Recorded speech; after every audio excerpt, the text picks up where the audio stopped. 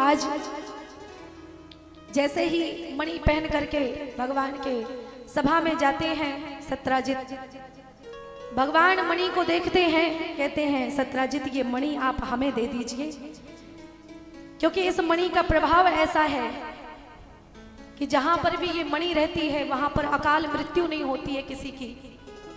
ध्यान से सुनिएगा, कभी अकाल मृत्यु नहीं होती है और कभी अकाल नहीं पड़ता है, कभी कोई भूखा नहीं मरता है, धन के भंडार भरे रहते हैं। भगवान बोले इतनी बड़ी हमारी प्रजा है, ये आप हमें दे दीजिए।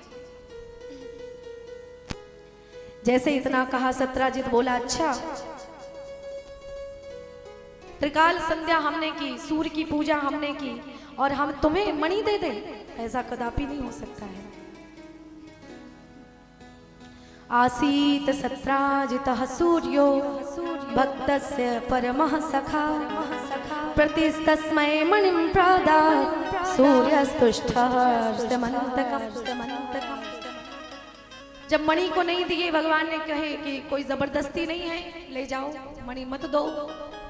सत्राजित अपने घर में गया, इनका भाई प्रसेनजित कहने लगा भैया मैं शिकार खेलने के लिए जाना चाहता हूं, ये मणि आप हमें दे दीजिए। भगवान बोले,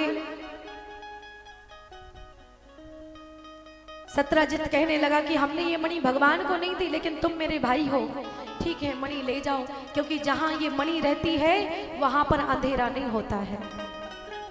मणि लेकर के गया प्रसेनजित, जंगल में जाता है, एक बड़ा सा शेर आता है और प्रसेनजित को मार डालता है और वो मणि छीन करके ले जाने लगता है। तब तक जामवंत जी आते हैं, जामवंत जी शेर को मार डालते हैं और उस मणि को हरण करके ले जाते हैं। अपने गुफा में रह रहे थे, एक दिन ऐसा शोर मचता है पूरे राज्य में कि हो ना हो, सत्राजित कहता है कि भगवान को मैंने मणि नहीं दी थी, तो ये मणि उन्हीं ने छीन ली है और हमारे भाई का मर्डर कर दिया है, भाई को मार दिया है, मौत के घाट उतार दिया है। जैसे इतना कहा, आज भगवान अपना कलंक छुटाने के लिए पूरे राज्य में भ्रमण करते हैं कि मैंने तो मणि नहीं ली है, किसने ली है। जंगल जाते हैं, देखते हैं बड़े बड़े निशान बने हुए हैं पैरों के, वहीं पर एक शेर मरा पड़ा हुआ है।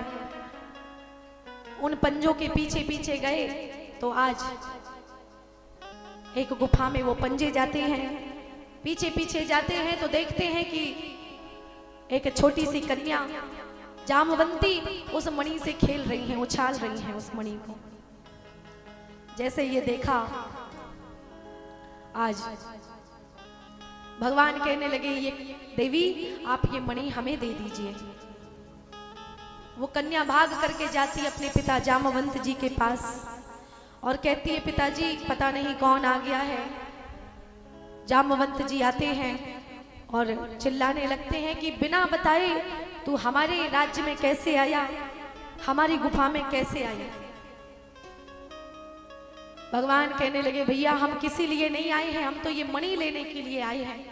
दोनों में युद्ध होने लगता है, 27 दिनों तक ये युद्ध चलता है। जब हारा जीती नहीं होती है, जामवंत जी आज भगवान के चरणों में लेट जाते हैं और कहते हैं कि आप और कोई नहीं हो, आप तो पिछले जन्म के राम हो। जामवंत जी को याद आता है कि पिछले जन्म में जब भगवान राम ने रावण को मार दिया, जामवंत जी कहने लगे कि हमारी भी बाहों में खुजलाहट हो रही है, हमारे साथ में भी युद्ध करो। भगवान बोले इस जन्म में तो हम मर्यादा पुरुषोत्तम हैं, इस जन्म में आपकी इच्छा पूर्ण नहीं कर सकते हैं, अगले जन्म में हम आपसे जरूर युद्ध करेंगे। तो वही त्रेता युग के राम जब द्वापर युग में कृष्ण बने, जामवंत जी की इच्छा पूर्ण करने के लिए जामवंत जी के साथ में युद्ध किया। पिछले जन्म में तो आप मेरे पिता तुल्य थे, आपने मेरा सहयोग किया, मैं कैसे आप पर हाथ उठा सकता हूं। नहीं युद्ध किए। आज जामवंत जी हार स्वीकार करके श्यामंतक नाम की मणि को भगवान के हाथ में दे देते हैं और कहते हैं कि अब मैं संसार छोड़ना चाहता हूँ, आज आप ये मणि तो ले ही लीजिए, लेकिन मेरी एक कन्या है, मैं तो आपके लिए ही जी रहा था, मेरी कन्या को आप अपने चरणों की दासी बना लीजिए, उसके साथ में विवाह कर लीजिए। तो भगवान का दूसरा विवाह जामवंती जी के साथ में होता है।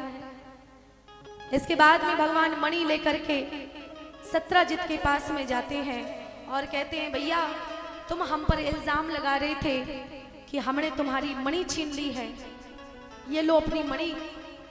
आज सत्राजित कहता है कि जब प्रजा में ये बात पता चलेगी कि मणि तो जामवंत जी के पास थी, हमने भगवान पर झूठा आरोप लगाया, तो कितनी हंसी होगी, कितनी निंदा होगी मेरी।